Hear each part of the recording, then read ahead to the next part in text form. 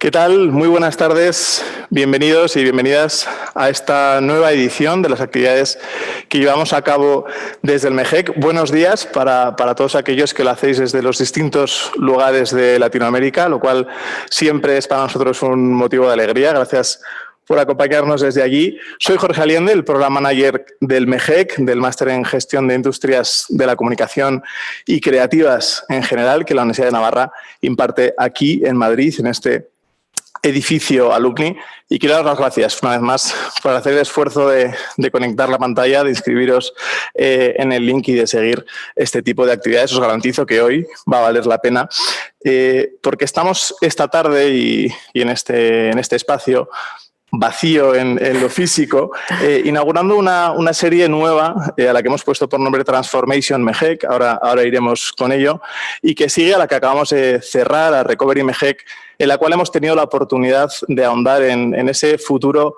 apasionante pero incierto de algunas de las industrias creativas o de cómo se afronta. Hemos podido charlar sobre producción audiovisual, sobre televisión, sobre consumo digital, etcétera. Y ahora queremos ahondar quizá en cuáles son precisamente las transformaciones, no solo las que se están produciendo por la causa por todos conocida, ¿no? que es la pandemia, sino ¿qué es la transformación?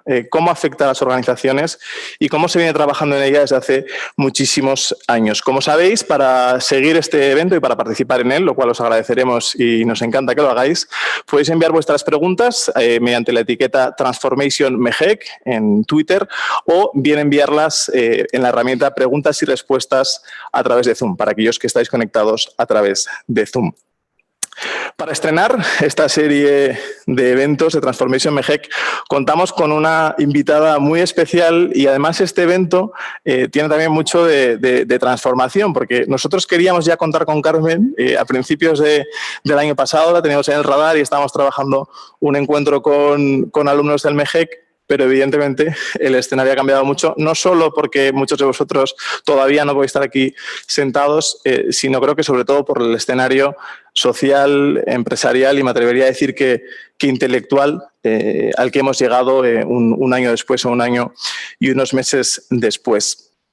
Carmen es licenciada en Marketing por ESIC, es la fundadora y CEO de Sulsite, lo diré bien, Design Strategy, y una referente en Design Thinking, sin lugar a dudas, en nuestro país. Y en otros, además de eso, muchísimas cosas que yo creo que nos va a contar mejor ella. Así que, Carmen, bienvenida. Gracias por acompañarnos. En primer lugar, ¿quién es Carmen Bustos? ¿No? Yo creo que nos lo vas a decir tú mucho mejor de lo que pueda explicar yo. Bueno, pues muchísimas gracias. La verdad que bueno, con esta presentación no lo de siempre, ¿no? Las expectativas ya las ponéis altísimas. Y es un placer también estar aquí compartiendo con todos vosotros estos encuentros, ¿no? Que venís liderando durante estos meses, tan necesarios en un momento como en el que estamos, ¿no? Donde todos anhelamos un poco el abrir, ¿no? Nuestra mirada. ¿Y Carmen quién es? Pues mira, Carmen es una madre de 4 niños, esposa esposa de Antonio, mujer, y es una persona súper inquieta, curiosa y muy humanista. Es una enamorada del ser humano, soy una enamorada del ser humano.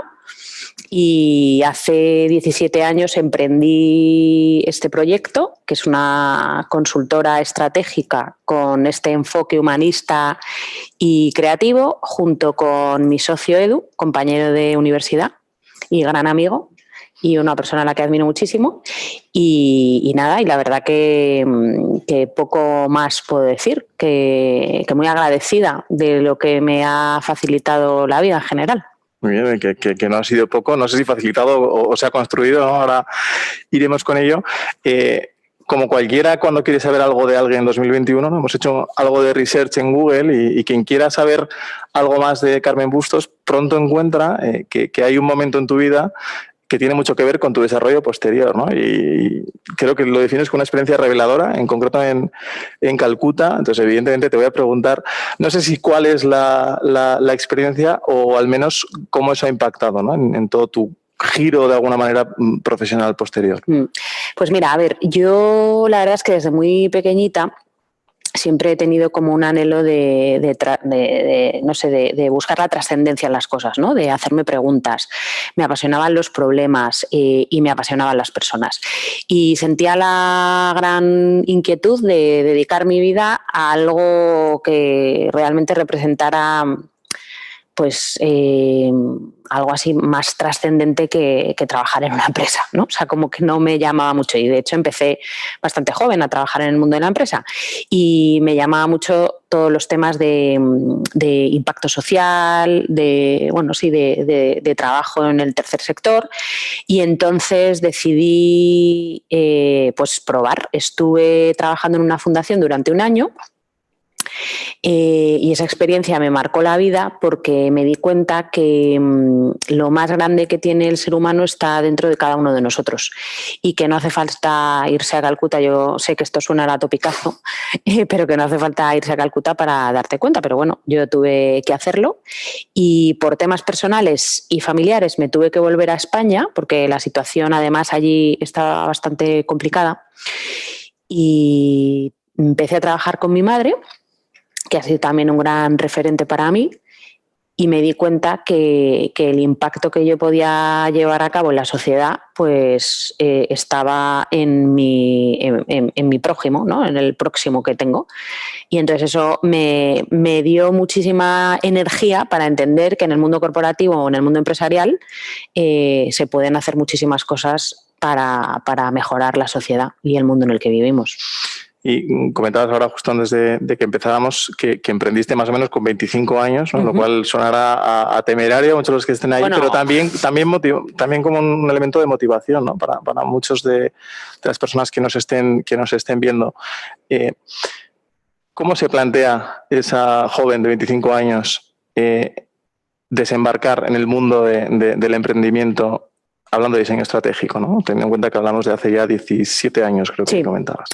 Pues a ver, yo creo que está conectado con lo que te mencionaba antes, ¿no? De que a mí durante toda la vida eso que ha pulsado en mi interior muchísimo eran las personas, las preguntas y los problemas, ¿no? Y de repente descubrí que esto del diseño estratégico reunía esas 3 dimensiones. Y entonces dije, ostras, esto es lo que yo quiero hacer. ¿Dónde lo puedo hacer? Y vi que en España no había absolutamente nada enfocado ahí, ¿no? Que tenía que ver mucho con la estrategia, con los problemas o las cuestiones, ¿no? Que también estamos abordando, pero que a lo largo de toda la historia de la civilización humana, ¿no? Pues nos hemos encontrado con retos y veía que esos retos a los que yo me quería enfrentar, de la manera en la que me quería enfrentar, pues no encontraba como el puesto de trabajo para poder llevar a cabo eso, ¿no? Porque como comentabas antes, ¿no?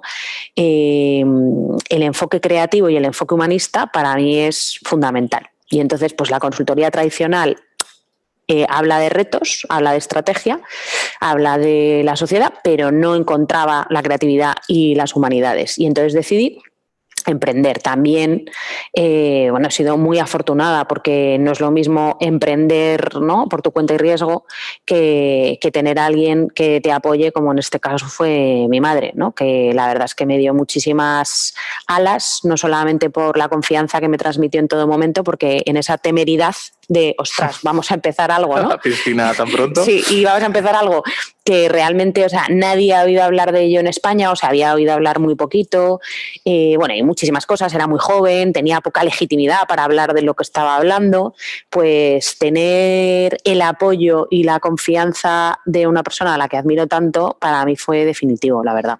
Porque tu madre, ¿qué hacía en aquellos años? Mi madre tenía una agencia de comunicación interna, que no tiene nada que ver, pero también se dedicaba al mundo de la creatividad y luego lo que pasa es que es una eterna aprendiz, es una persona súper inquieta, súper curiosa y, como te digo, pues un referente. Entonces, el tener una madre emprendedora, o sea, mi madre fue emprendedora, he tenido un abuelo también emprendedor, o sea, yo creo que va de familia. En el ADN. Sí, y siempre a mis hermanas y a mí nos ha, mi padre también, pero mi padre es más conservador. Bueno, bien, hay que buscar ahí el equilibrio. Los equilibrios, ¿no? Mencionabas una cosa que yo sí sigo percibiendo y no sé si a día de hoy sucede igual, es que desde luego hace 17 años hablar en España de diseño estratégico era hablar, ¿no? de castillos en el aire de alguna manera, Y a mí me da la impresión de que todavía hoy el mundo hispano en general, no sé si solo España, va un pelín a la zaga, o al menos en el conocimiento general, respecto al anglosajón o a otros lugares del mundo, ¿no? Esto sigue siendo así. Habéis, imagino que protagonizado en buena medida una transformación también ahí, pero no sé cuál es. Pues mira, mi sensación es la misma que la tuya. Yo creo que seguimos yendo a la cola de lo que se está haciendo en otros países y de la cultura que hay del diseño en otros países, donde el diseño está en los comités de dirección, donde el diseño se entiende que es estratégico y que es realmente un catalizador de negocio. Y creo que es una pena, pero que al final muchas veces aquí nos quedamos en la superficie de las cosas, ¿no? Con esto no quiero decir que ¿no? Todo lo que está afuera es muchísimo mejor que lo que está dentro, porque nosotros tenemos unas habilidades como país impresionantes. Pero en términos de diseño, desde luego que vamos a la cola y que incluso después de 17 años a mí me frustra a veces mucho el ver la mercantilización de una disciplina como es la disciplina del diseño, que es absolutamente, no sé, te diría, no sé, estratégica y que se banaliza, ¿no? Entonces creo que en vez de ir a mejor, no solamente vamos al tran, ¿no? Sino que encima estamos un poco, pues eso, mercantilizando algo que nos podría ayudar un montón. Es muy interesante también, otra de las cosas que comentábamos hace unos minutos antes de empezar. Hay una frase que has dicho que me ha gustado mucho, que es el diseño, por ejemplo, tiene mucho que ver con la filosofía, ¿no? Uh-huh. Y estas realidades que conectas, ¿no? De problemas, soluciones, personas, etcétera, entiendo que requieren de perfiles, ¿no? Y que trabajáis con perfiles profesionales procedentes de ramas muy tradicionales, lo cual es muy innovador de alguna manera, ¿no? Porque si preguntamos a la población en general cuál es la formación necesaria para gestionar, para dirigir, para marcar la estrategia de una empresa, probablemente todavía mucha gente piense en una formación muy del área económica, muy del área financiera, lo cual es fundamental, evidentemente, pero que deja de lado toda esa formación humanística y centrada en el pensamiento humano, que es el que hace avanzar al mundo, ¿no? ¿No hay algo de temerario en esa apuesta por los perfiles humanísticos? Una sociedad hasta cierto punto obsesionada, me da a mí la impresión, por el dato, por lo técnico, por lo digital, ¿no? Pues mira, a ver, yo lo primero que te diría es, si vamos a la raíz, ¿no? Etimológica de la palabra diseño, que es designare, que es dar sentido, pues ahí entendemos que diseño tiene mucho más que ver con tecnología, con filosofía, que con técnica, ¿vale? El dar sentido, ¿no? El encontrar el sentido, el interpretar lo que está sucediendo en el mundo para poder ofrecer ese sentido no solamente a la sociedad, sino al ser humano también. Entonces, la filosofía para mí es esencial. Y esto tiene que ver mucho con la mirada humanista o con las profesiones más humanistas, que es verdad que hoy brillan por su ausencia en el mundo corporativo o en el mundo empresarial.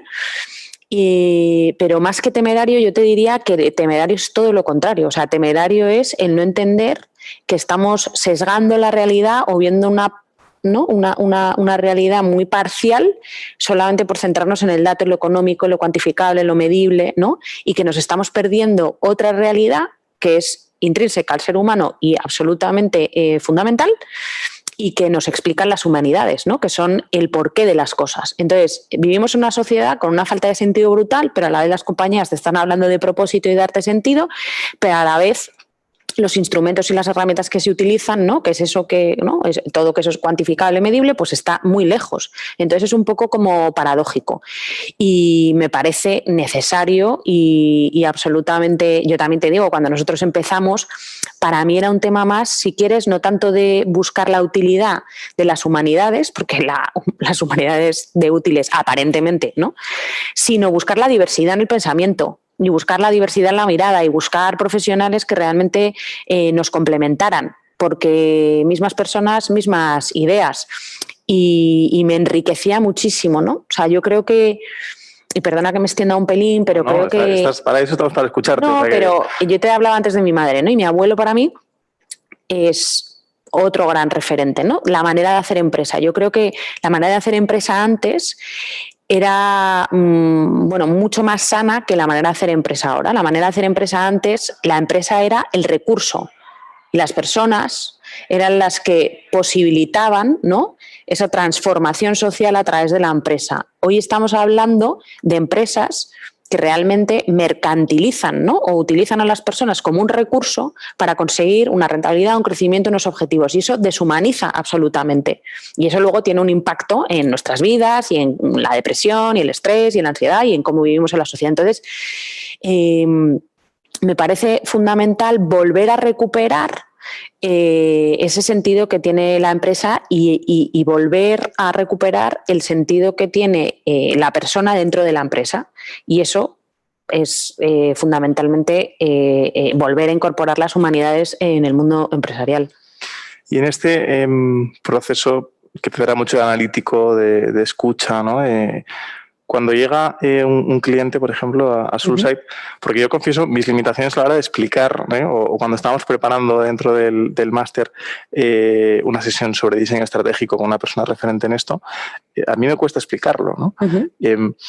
No sé si pasa lo mismo con las expectativas en algunos casos de lo que entienden que es el diseño estratégico. O sea, de alguna manera, ¿cuál es el proceso que vosotros seguís con un cliente tipo, si es que eso existe? Que imagino que también cada cliente y cada proyecto será absolutamente distinto, precisamente por lo que estamos hablando.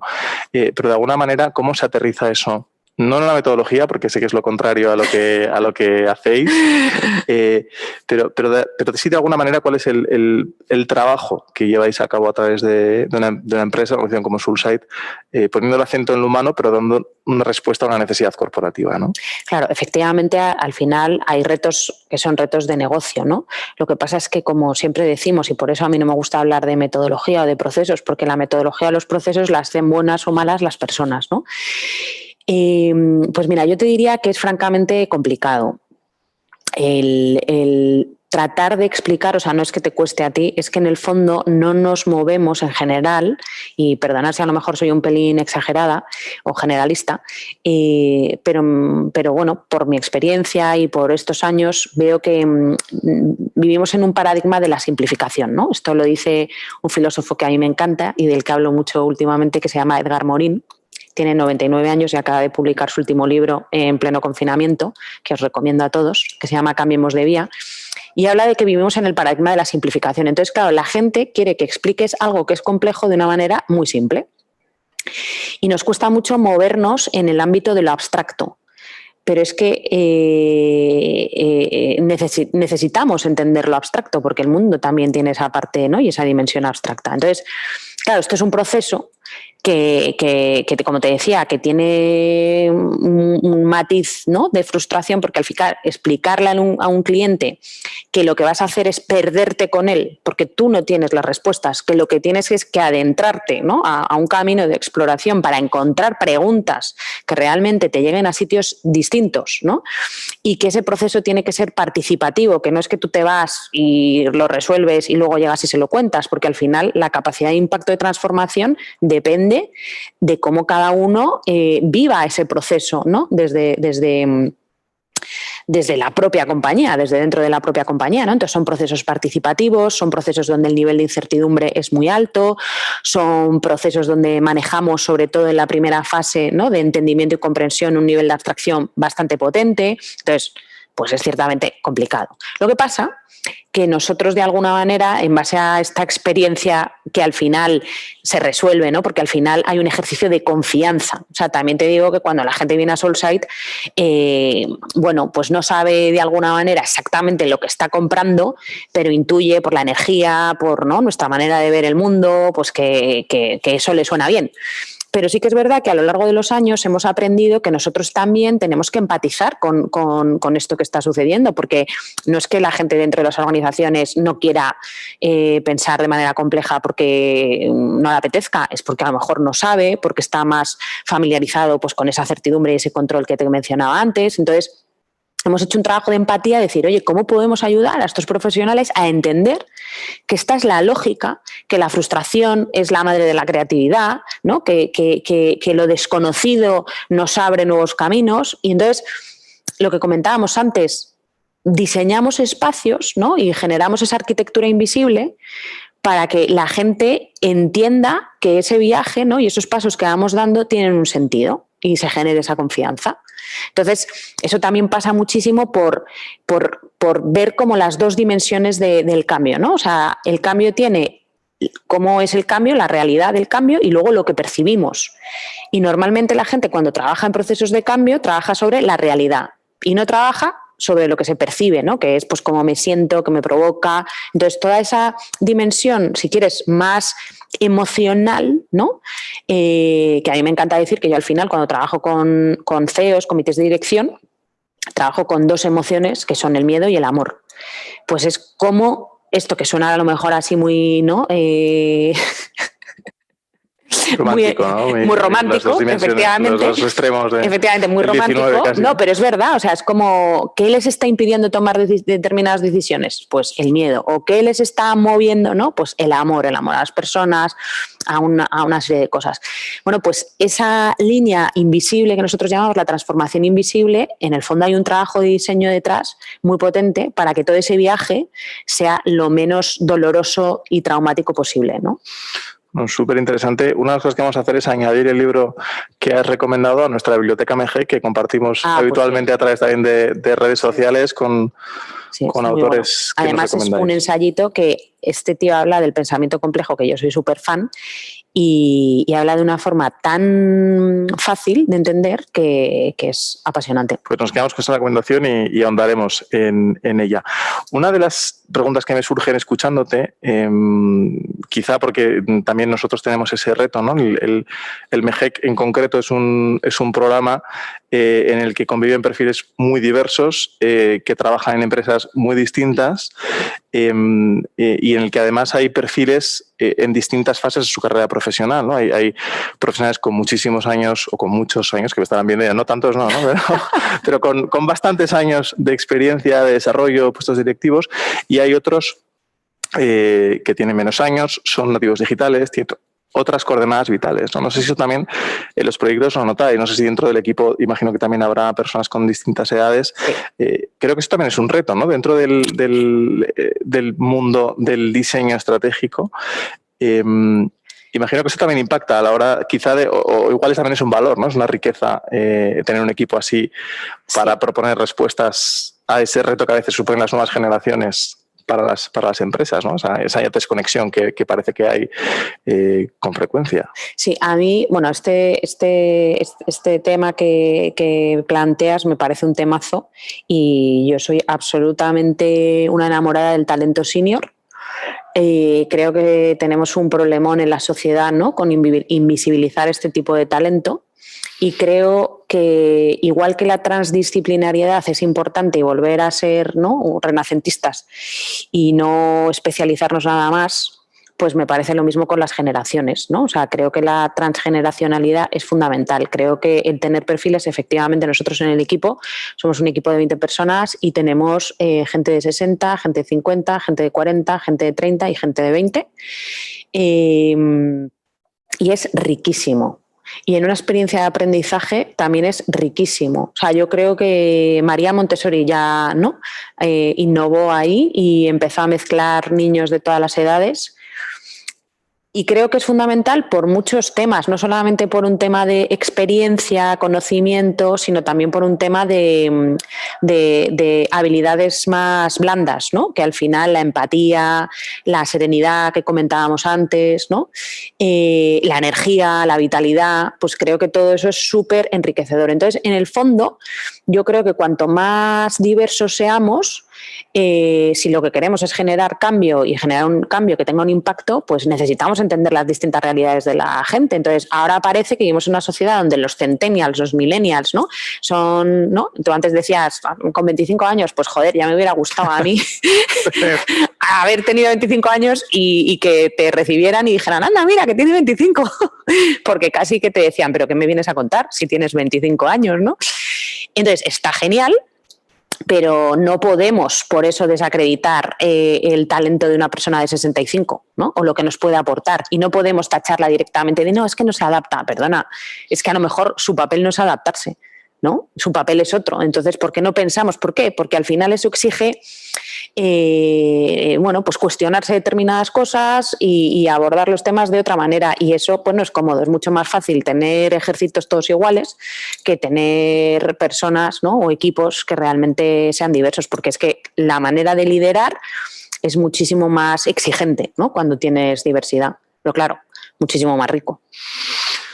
Súper interesante. Una de las cosas que también has mencionado y en la que desde luego eres un referente, ¿no? Que es el design thinking, que es algo que para nosotros como formadores de gestores de industrias creativas cada vez tiene una importancia mayor y supone un reto mayor, ¿no? Por ejemplo, recordaba ahora, te escuchaba la última estancia que el máster pudo tener cuando el mundo daba vueltas, ¿no? Tenía estancias internacionales. La última fue el año pasado, no, hace 2 años, en 2019, en diciembre en Dubái, y allí tuvimos una jornada dedicada al design thinking, pero desde luego una jornada no es suficiente, ¿no? Eso es una manera casi de vivir, lo comentabas antes. Entonces, creo que una de las cosas buenas que nos podemos llevar de esta conversación es qué es el design thinking para Carmen Bustos. Bueno, pues lo primero, no os creáis que soy una referente de nada, porque si algo te comentaba antes es que mi diferencia no desde los 25 que comencé, ahora que tengo 42, es que ahora dudo muchísimo de todo y de mí misma todos los días. Pero mira, algo que a mí me parece súper enriquecedor de esta disciplina es varias cosas, ¿no? Pero te diría, por un lado, el tema de ayudarnos a leer el contexto. O sea, un buen diseñador tiene que saber entender el tiempo en el que vive y tiene que saber leer la sociedad. Evidentemente, un gestor también, por supuesto, pero un diseñador suele tener una sensibilidad, por eso es tan interesante integrar, ¿no? Y no de alguna manera segregar, que es lo que hemos venido haciendo, en plan perfiles de gestión, perfiles de diseño, perfiles creativos, perfiles técnicos, ¿no? O sea, al final es que eso es absolutamente antinatural. Entonces, la sensibilidad que tienen las disciplinas mucho más artísticas y más creativas a la hora de entender la sociedad es maravillosa. Y ahí otra vez está el rol de las humanidades, el rol del arte, por ejemplo, ¿no? El rol de la cultura. Nosotros en Soulside y en un proyecto nuevo que hemos lanzado que se llama Wander, hablamos mucho de que el verdadero driver de disrupción es cultural, es la cultura, es cómo nos vamos a comportar. O sea, no tiene nada que ver con la tecnología es una herramienta. Y el diseño nos permite desarrollar esa sensibilidad. Otro tema que me parece fundamental es el aprender haciendo, ¿no? O sea, el hecho de no tener miedo a hacer y no tener miedo a entender que es que dudar es bueno y que necesitamos aprender. O sea, a mí me ha costado muchísimo aprender esto, porque al final pues vivimos en una sociedad donde tienes que tenerlo todo como muy controlado, todo muy seguro, y si no sabes, imagínate como consultora llegar a un cliente y decirle, no, es que no tengo ni idea, ¿no? Es un poquito... Pero es que al final, cada vez si de algo me siento orgullosa, es que sí, claro que sí, llegas a un cliente y le dices, pues mira, no, es que no tengo ni idea. No tengo ni idea de tu sector, no tengo ni idea del problema al que te enfrentas, pero es que eso es maravilloso, porque voy a ir con unos ojos o con una mirada con la que tú, ¿no? No puedes contar aunque quieras, no puedes contar con ello. Claro, no tengo los sesgos, ¿no? Y luego otra cosa que me parece fabulosa de esta disciplina es el no tener miedo al error, porque el error o el fracaso, lo que queramos, se produce en entornos controlados, ¿no? Toda la parte como más de prototipado, el voy a probar, voy a ver qué pasa. Que muchas veces eso es lo que nos impide pasar a la acción, porque Dios mío, ¿no? ¿Qué va a pasar? Bueno, pues si es que se puede, todo, absolutamente todo se puede prototipar. Por eso para mí hay una parte de que esto lo encaro como un estilo de vida, ¿no? Porque al final es como, oye, yo tengo que entender como persona que vive en el mundo, en la sociedad que me rodea, porque tengo una responsabilidad dentro de la sociedad en la que estoy, tengo que estar aprendiendo constantemente, y no por la velocidad y por la aceleración a lo que va todo, sino porque es que el ser humano tiene ese anhelo y esa inquietud intrínseca. Lo que pasa es que la aplacamos porque somos a veces vaguetes, ¿no? Y nos puede el pensamiento débil, y luego, joder, no pasa nada por fallar, la vida es eso. Voy a probar y voy a hacerlo en un entorno controlado para que esto no sea, ¿no? Entonces me parece que esas habilidades en el mundo empresarial, que están absolutamente, no te diría denostadas, pero que las pruebas con gaseosa, que yo ya sé de lo que sé, no tengo que saber, ¿para qué tengo que saber de cerámica si yo estoy en banca, ¿no? Bueno, pues es que a lo mejor puedes aprender un montón. O la sociedad, no, yo soy de mi sector. Pues no, tío, es que tú tienes que entender como directivo, como responsable de cualquier proyecto, ¿no? Entonces me parece que esa fusión, o sea, creo que el management o el mundo empresarial ha incorporado esta disciplina, ¿no? De una manera, como te decía antes, para mí un pelín de una manera mercantilizada, pero con buenos ojos, porque de repente ha dicho, ostras, que me aporta muchas cosas que yo soy incapaz de desarrollar, ¿no? Porque no tengo una mentalidad abierta, creativa, ¿no? Estoy seguro, Carmen, de que muchas de las personas que te están escuchando están pensando una frase o escribiéndosela por WhatsApp, que es: esta tía es muy mejec, ¿no? O sea, porque todo lo que estás diciendo, ¿no? Es lo que hacemos aquí, ¿no? Que es fundir o al menos no rechazar la fusión natural entre creatividad y gestión, ¿no? O sea, en hacer... Es que es una pena, ¿eh? Pero es cierto que a día de hoy todavía es nuestro valor diferencial, o sea, porque no hay programas enfocados a esto, ¿no? Pero bueno, te escuchaba cuando hablabas de aprender haciendo, no sé si eso tiene que ver algo con un concepto del que hemos leído que sueles utilizar y me ha pedido la subdirectora del máster, María Jiménez, ¿no? Profesora, me ha dicho, por favor, pregúntale por el intraemprendimiento. O sea, necesito saber qué es, que nos dé algún ejemplo y qué podemos aportar desde ahí, ¿no? Pues mira, yo hablaba antes del anhelo que tenemos todos los seres humanos de aprender a lo largo de nuestra vida, ¿no? Desde que nacemos. Es como, no os diría una herramienta de supervivencia, pero casi. Igual que la creatividad, ¿no? Que también es como, no, es que yo no soy creativo, perdona, es que es una herramienta de supervivencia, es que todos somos creativos. Otra cosa es que no lo desarrollemos o que no lo cultivemos.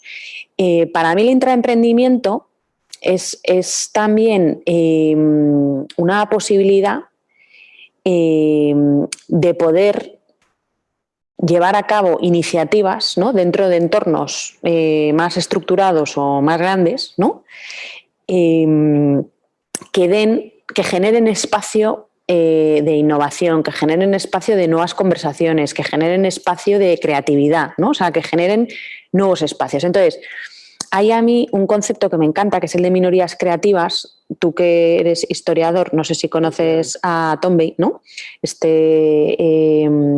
Sociólogo, historiador americano, que acuñó que en todos los momentos de las civilizaciones donde había una gran crisis, una gran depresión, recesión, ¿no? Había la manera de salir, ¿no? Siempre coincidía que había un grupo de personas, una minoría, que era el que, ¿no? Venía pues con esos nuevos anhelos o ideales, ¿no? Y para mí esos son los intraemprendedores, o sea, es gente que se revela al statu quo, es gente que realmente dice ¿y por qué no? ¿No? Y es gente que independientemente de que a lo mejor en su organización, ¿no? Algunos estéis pensando, bueno, ya es que en mi organización imposible, tal, no sé qué. Yo siempre pienso que es que los límites nos los ponemos nosotros. Luego a lo mejor efectivamente viene alguien y te los pone. Bueno, pues a lo mejor es que te tienes que ir y no puedes intraemprender ahí, ¿no? O tienes que emprender por tu cuenta. Pero creo que a mí me gustaría como hacer un llamamiento a todas las personas a que tengan esa inquietud, y cuando hablamos de intraemprendimiento también es importante. Yo soy como bastante crítica con el concepto de emprendedor de hoy en día, ¿no? O sea, y no quiero generalizar, perdonadme, pero con el emprendedor, ¿no? Que vive para ir de ronda de financiación en ronda de financiación, porque es que eso ni es emprender ni es nada, ¿no? Para mí. Pues lo mismo con el intraemprendimiento, o sea, que al final es esa capacidad de poder poner en práctica tu creatividad dentro de una organización y generar el espacio para poder llevarlo a cabo, y que muchas veces, insisto, no depende, y eso no depende de la organización, y eso yo lo veo dentro de una compañía como la nuestra, que es una compañía pequeñita, súper humilde y tal. Y lo que a mí me ocupa y me preocupa, o sea, nosotros no hacemos planes estratégicos, o sea, solamente hacemos planes para cómo hacer que las personas crezcan, ¿no? Y cómo las personas se encuentren ese espacio para liderar iniciativas, emprender proyectos. Entonces es que me parece fundamental. Si culturalmente las organizaciones generaran ese espacio y dieran la confianza, o sea, se sorprenderían. O sea, tener quizá con el liderazgo intelectual, ¿no? Esa capacidad de transformar desde la mente, ¿no? No necesariamente en la estructura pactada, ¿no? Es súper interesante. Volviendo también a Soulside, sospecho, aunque no sé si se corresponde con la realidad, ahora me lo dirás, que todo esto que hemos vivido, ¿no? en este año, sin lugar a dudas duro, pero puede ser que en un lugar, una entidad como Soulside, dedicada a responder preguntas que habitualmente la gente no se hace, las personas no se hacen, ahora tengáis una demanda mayor, no lo sé, ¿no? Desde luego creo que ahora todas las organizaciones y todas las personas tenemos preguntas, retos y dudas que hace un año igual no teníamos tiempo o no teníamos la necesidad de plantearnos, ¿no? ¿Tenéis una demanda distinta, una demanda mayor? Pues mira, me encantaría decirte que tenemos una demanda mayor. Distinta, vamos por lo distinta. Entonces. No, pero mira, una de las cosas que a mí me inquietó muchísimo cuando empezó todo esto, porque yo me he tenido que apoyar muchísimo durante estos meses en el estoicismo, ¿no? O sea, igual que antes agradecía a mis padres, ¿no? Y a mi familia en general, porque la verdad es que me siento absolutamente, ¿no?, agradecida, pues una de las virtudes que creo que me han inculcado mucho es la fortaleza de espíritu, ¿no? Y han sido momentos muy complicados en lo personal para todos y en lo profesional. Y claro, para un proyecto que se basa en las relaciones humanas, en generar espacios de encuentro, en el cara a cara, de repente esto ha sido como ostras. Entonces, lo primero que pensamos fue, ¿esto cómo lo pasamos a digital? Eso fue lo primero. Lo segundo, bueno, pues es que ahora la gente está absolutamente comiendo corteza. Los proyectos tan estratégicos, tan de largo plazo que solemos hacer, digo de largo plazo a nivel de búsqueda de impacto, pues es que ahora vamos a tener que hacer un poco lo que venga, porque es que si no cerramos, porque es que somos una estructura pequeñita. Y luego también, por otro lado, esa lectura positiva de, ostras, nosotros la crisis del 2008 nos vino bastante bien. Joder, es una pena y una faena para mucha gente que lo pasó muy mal, pero a nosotros pues nos ayudó, sobre todo por eso que dices, ¿no?, de cambio de mentalidad, de manera de hacer las cosas, pues pensamos, oye, pues aquí puede haber un estímulo. Bueno, pues yo sé que soy un pelín dura, ¿no?, con lo que voy a decir, pero mira, yo lo que he visto es que el tipo de proyectos que nos llega sigue siendo igual de estratégico, lo cual es maravilloso y hemos sido capaces de llevarlo a lo digital. Pero te diría que las empresas siguen obsesionadas por el corto plazo. O sea, a nosotros en general en Soulside nos cuesta muchísimo hacer llegar nuestro mensaje. O sea, te diría que casi es un tema de liderazgo. O sea, nosotros trabajamos con determinados estilos de liderazgo que quieren dejar un legado, que tienen una sensibilidad, ¿no?, a la hora de hacer las cosas de una determinada manera. No somos una consultora de volumen, ni nunca lo hemos querido ser, porque queremos, o sea, nos identificamos o nos sentimos mejor más con la artesanía, ¿no? A nadie en el equipo le interesa multiplicar los beneficios, lo que nos interesa es construir ese legado. Entonces, si ya eso es un hándicap, porque eso te impide coger determinados proyectos y seleccionar muy bien las personas, el tipo de proyectos con el que te trabajas, en un contexto así dices, ostras, pues joder, es verdad, es el momento de hacerse grandes preguntas, es el momento de realmente reflexionar, ¿no?, sobre temas muchísimo más potentes. Nosotros llevamos ya 2 años con un proyecto que va de anticipación en el sentido de perderse, de divagar, de olvídate la transformación digital, vamos a ver qué retos hay. Pero cuando digo que soy un poco dura es que esa obsesión por el corto plazo y ese no tengo tiempo para pensar, o sea, no somos conscientes, y ya no te digo como Soulside, no somos conscientes del impacto que está teniendo en nuestra sociedad, ¿no? O sea, que grandes compañías que son agentes de transformación sigan pensando en el corto plazo y no sigan dedicando tiempo para hacerse las preguntas que realmente nos tenemos que hacer ahora, ¿no? Entonces, pues me inquieta que ese cambio nos esté dando, y no por Soulside, digo en general, o sea, como si los proyectos los hacen otros, ¿no? Uh-huh. Pero seguimos con esa mentalidad cortoplacista y con esa mirada reduccionista. Entonces, pero bueno, no es un tema de COVID, yo creo que es un tema En general pasa que ahora pues se acentúa más profundo, más. ¿no? Pero igual se acentúa más, pero nos gusta ese llamamiento a la sostenibilidad, que es otra de las áreas en las que la Facultad de Comunicación de la Universidad también está bastante volcada, o sea que nos sirve para mucho todo lo que estás diciendo. Hay uno de los retos que has mencionado ahora de lo que supuso el estallido de la pandemia, que es cómo convertimos a virtual, lo cual yo me lo estaba preguntando también, porque si para muchísimas o para todas las actividades humanas todos hemos podido experimentar que lo virtual nos ha permitido avanzar y que si esto hubiera pasado hace 15 años yo no soy capaz de imaginarme cómo hubiera sido todo, ¿no? La crisis económica hubiera sido mayor, en fin. Pero todo lo creativo, todo lo que requiere de esa nutrición intelectual compartida, sí, del encuentro, todo eso, ¿cómo lo habéis conseguido sortear? Pues mira, yo te diría que aquí ha habido un trabajo titánico por parte de los clientes, porque, o sea, no nos olvidemos que al final nuestros clientes son personas que han sufrido temas personales, que lo han pasado mal, que esta situación es desgastante para todos, ¿no? Y que además nos ha dado muchísimo más trabajo en general a todos, ¿no?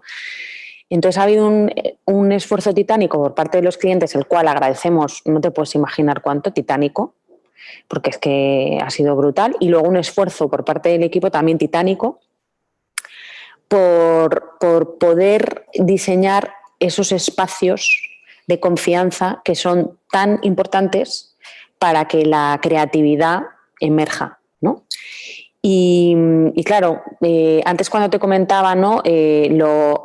Cómo vive un cliente nuestro proceso, que les genera frustración, inseguridad, incertidumbre y que, bueno, sufre porque hay un periodo de sufrimiento y que hemos tenido que, ¿no?, ver cómo resolverlo y ser mucho más empáticos y tal, y empezamos a trabajar hace ya casi, yo creo que 5 años, con otras maneras, ¿no?, de diseñar el espacio y diseñar todo esto que te decía. Pues lo mismo, hemos tenido que hacer lo mismo, pero en digital, o sea, cómo somos capaces de liderar lo virtual. Y cuando digo liderar lo virtual es generar un espacio de confianza, saber leer el espacio. O sea, eso es lo físico. Ahora mismo yo no soy capaz de leerte a ti porque estás con la mascarilla, pero aún así, como estamos físicamente, te puedo medio leer, pero imagínate en un Zoom, aunque te esté viendo, estoy viendo solamente esta parte de tu cuerpo, todo esto dice muchísimo, ¿no?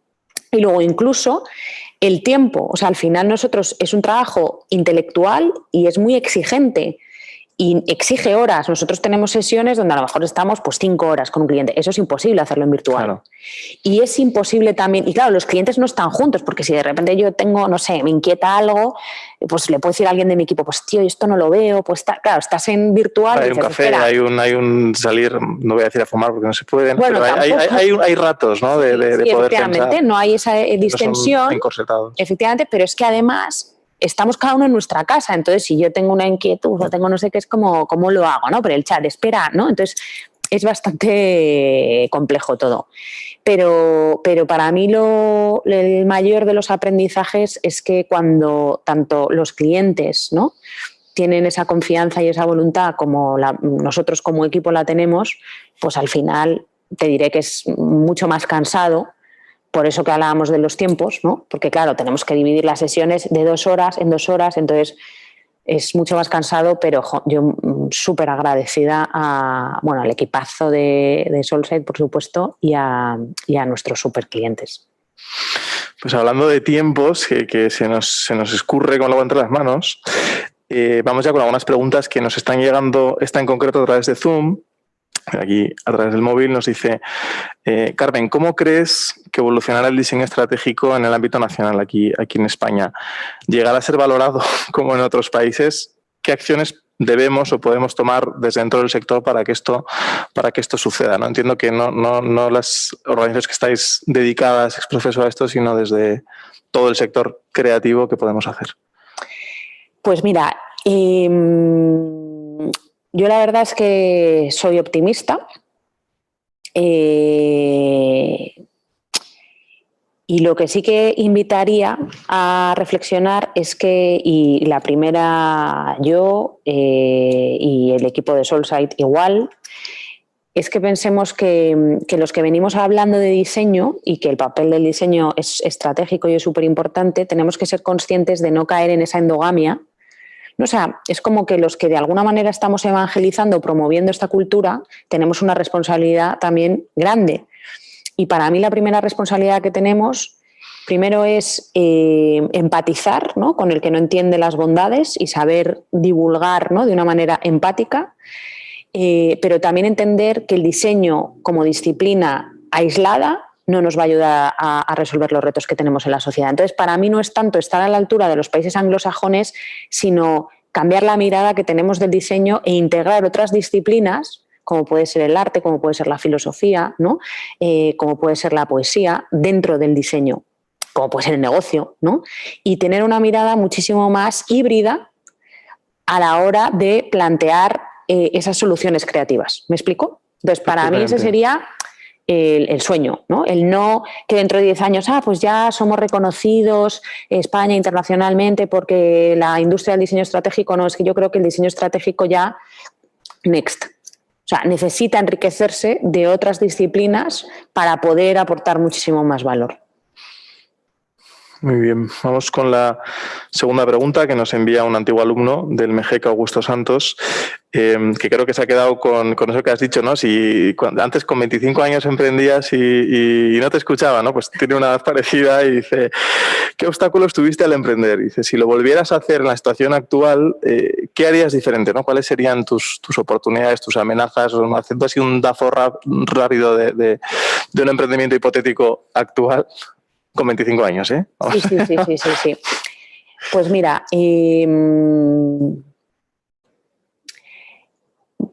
es que es una pregunta bastante profunda. Yo voy a contar un aprendizaje. Cuando yo emprendí con Edu, ¿no? Este compañero de universidad y socio de Solset y íntimo amigo mío, ¿no? Y una de las cosas que no le dimos ningún valor porque ya presuponíamos, ¿no?, en base a nuestra amistad, el conocimiento que teníamos el uno del otro, fue el no hacer un trabajo de autoconocimiento potente de los dos. Entonces yo recomendaría a cualquier persona, me da igual la edad que tenga, pero con 25 años, cuanto antes empieces a autoconocerte, muchísimo mejor. Antes de conocerás. Y independientemente de que no vayas a emprender nada con un socio, o sea, creo que el trabajo de autoconocimiento es fundamental para, no os diría para no sufrir, porque el sufrimiento es parte de la vida y también tiene una parte interesante, pero sobre todo para entender mejor, ¿no? Bueno, pues lo que sucede en tu vida y en el proyecto, porque al final los proyectos son, ¿no?, una proyección de lo que somos como personas. Entonces, esa parte a mí lo hicimos 15 años más tarde y dijimos, Dios mío, el sufrimiento que nos hubiéramos ahorrado de no entenderles, ¿no? O sea, de no entendernos, porque nos complementábamos un montón, era genial, pero nos estaba mucho comprendernos en uno al otro. Y luego otro es que no tener miedo. O sea, yo creo que tanto Edu como yo, el miedo nos acompañó durante los 5 primeros años también por un tema de respeto, ¿no? Porque al final decías, pues ostras, es verdad, si es que yo tengo 25 años tampoco sé nada. Bueno, pues a lo mejor no puedes aportar una experiencia, pero puedes aportar otras cosas. Entonces, con absoluta humildad se puede ser valiente. Fenomenal. Vamos con... Hay varias preguntas que voy a intentar agrupar elegir una, porque van por la misma línea en torno a la formación denostada en humanidades. Una de ellas nos llega desde Nicaragua, dice Bernardo Argüello, uno de los mayores frenos a la hora de apostar por estudios universitarios humanísticos suelen ser los padres, que piensan que las carreras enfocadas al pensamiento no son de alguna manera monetizables, ¿no? Es decir, que luego el niño acaba la carrera y a ver de qué come. Esto lo he añadido yo, ¿no? No, pero creo que es lo que refiere Bernardo. Dice, ¿qué mensaje puede enviarse para quebrar estos planteamientos más conservadores que a veces truncan ese anhelo formativo en lo intelectual en muchos jóvenes?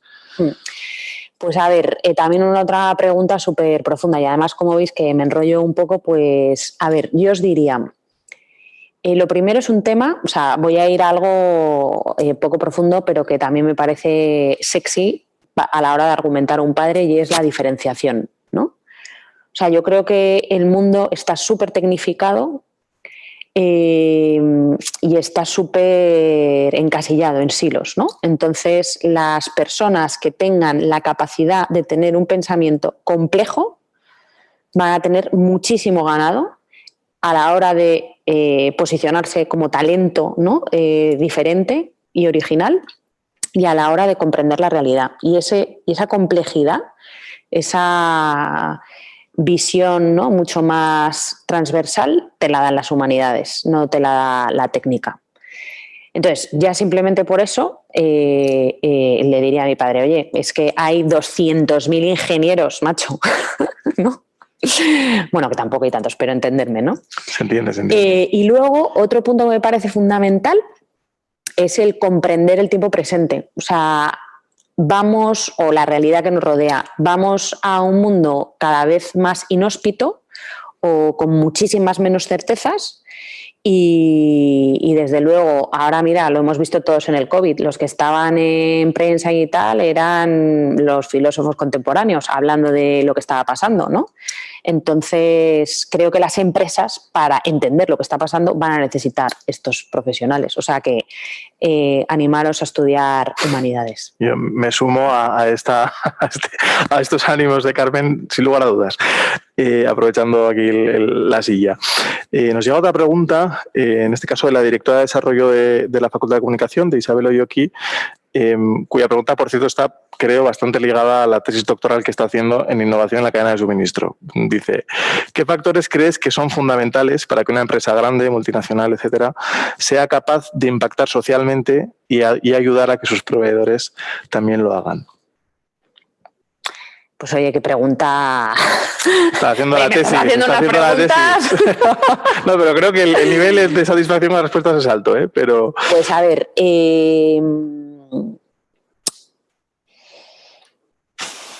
es otro temazo. ¿Sabes lo que pasa, Jorge? Que estamos tan desconectados de la naturaleza, que se habla muchísimo de los ODS, de la Agenda 2030, de la sostenibilidad, pero tenemos que volver a reconectar con la naturaleza porque además es que somos parte de la naturaleza. Entonces tenemos que dejar de tener esta visión, ¿no?, antropocéntrica, donde el ser humano es el centro de todo, y entender que somos parte de algo mucho más grande, ¿no? Y te diría que desde el punto de vista cultural, ¿no?, de cómo cambiar la mirada dentro de una compañía para que esto suceda, tenemos que trabajar muchísimo la sensibilidad. Entonces, a mí me encanta, os lo decía al principio, ¿no?, el pensar que la empresa es el recurso para que los seres humanos, ¿no?, podamos utilizarlo y generar un impacto y una transformación en la sociedad. Y eso también pasa por desarrollar habilidades que son innatas en los seres humanos, que forman parte de nuestras raíces, pero que no se enseñan en las escuelas de negocio y que tienen que ver con la mirada, el pensamiento y la conversación. Entonces, eso que es natural a todos nosotros nos ayudaría a enfrentarnos a la realidad y a la complejidad que tenemos de una manera completamente diferente. Pero no cultivamos la mirada, ¿no?, y solo vemos lo que queremos ver, no cultivamos un pensamiento crítico, entonces cualquier cosa vale, la tendencia, vamos a uberizar, vamos a, ¿no? Y luego la conversación, pues, ¿no?, aquí en el máster pues lo veréis, que es que va a generar posibilidades, ¿no? Y al final, ¿qué es el mundo? Ideas que surgen de conversaciones entre personas. Entonces, para mí lo que le diría es nuevos espacios de conversación, nuevos espacios de pensamiento y ayudar a cultivar esa mirada. Bueno, me riñes por la complejidad de las preguntas, pero creo que las respuestas están perfectamente a la altura, ¿eh? Yo creo que, vamos, te veo cómoda, pero aún así voy a terminar ya por el tiempo, no porque luego me eches la bronca, y lo voy a hacer con la última pregunta que nos ha llegado prácticamente en este minuto, y pido perdón por las que se quedan fuera, pero bueno, tendremos más oportunidades. Nos dice, se habla con frecuencia del papel del diseñador estratégico in-house. Pregunta, ¿cuál es tu opinión al respecto?